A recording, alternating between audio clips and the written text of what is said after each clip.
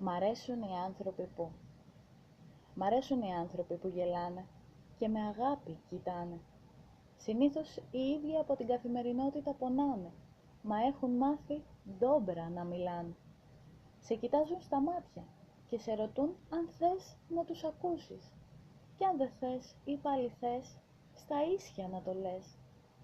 Μάθαμε να κάνουμε επιστήμη τα απλά, μα στην πραγματικότητα, για όσους μιλούν πισόπλατα τα λόγια είναι περιττά.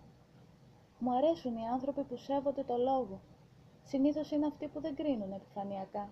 Δεν χρειάζεται να φωνάζουν τι κάνουν και τι όχι και αντιδρούν στις κακίες που μαθαίνουν συμπονετικά.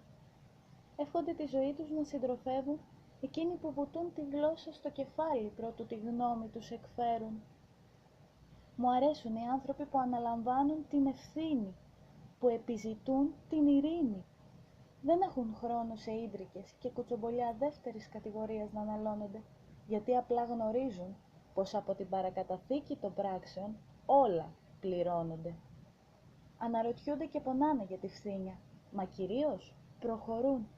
Μου αρέσουν οι άνθρωποι που αληθινά αγαπούν.